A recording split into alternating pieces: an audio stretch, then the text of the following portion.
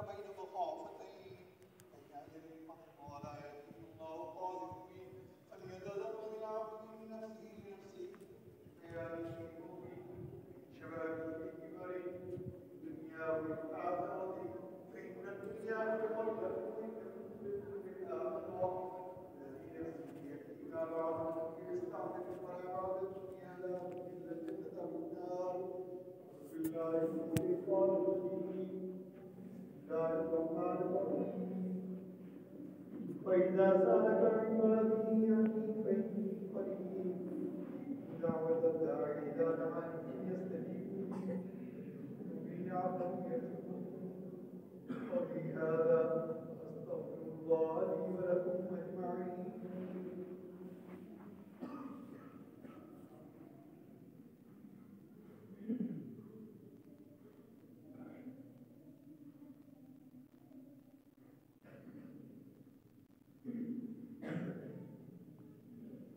الحمد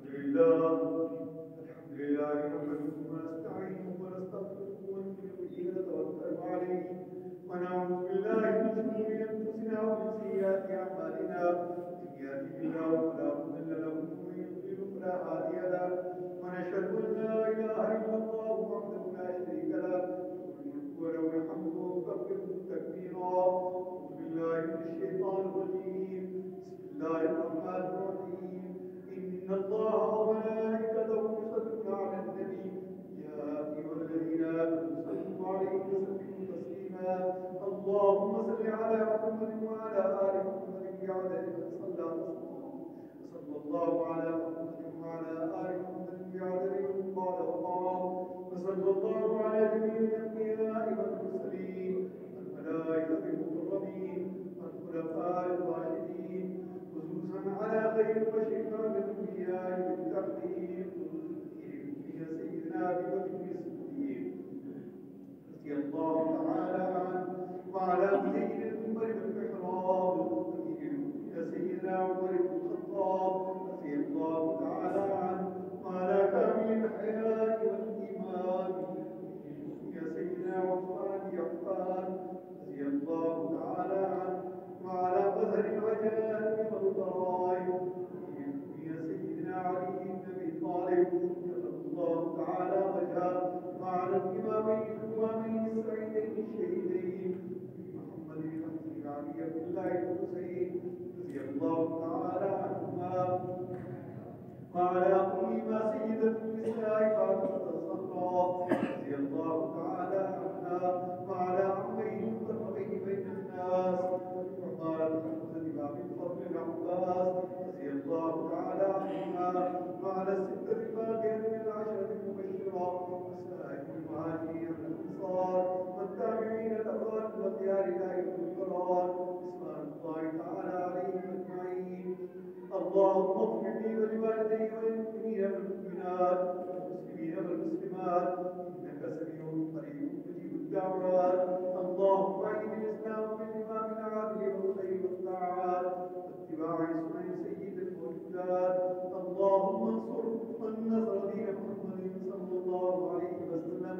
واجعلنا منهم واغفر من قال دين محمد صلى الله عليه وسلم لا تجعلنا منهم عباد الله رحمكم الله إن الله يأمر بالعدل والإحسان وإيتاء ذي القربى وينهى عن الفحشاء والمنكر والبغي يعظكم لعلكم تذكرون اذكروا الله تعالى يذكركم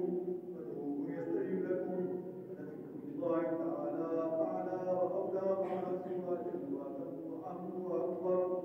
الله يعلم ما تصنعون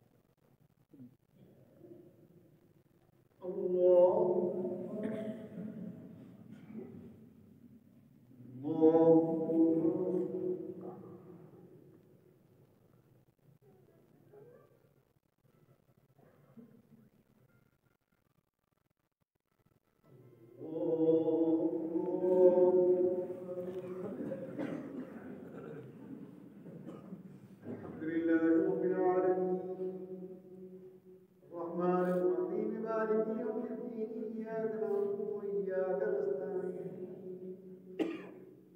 اهدنا الصراط المستقيم صراط الذين أنعمت عليهم غير المغضوب عليهم ولا الضالين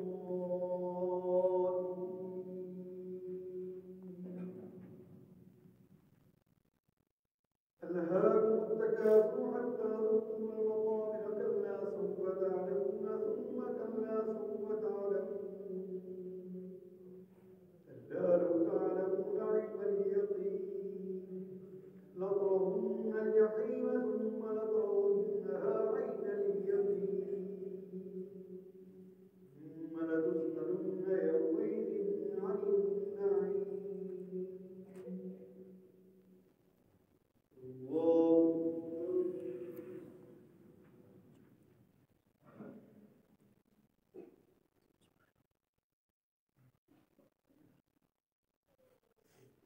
الله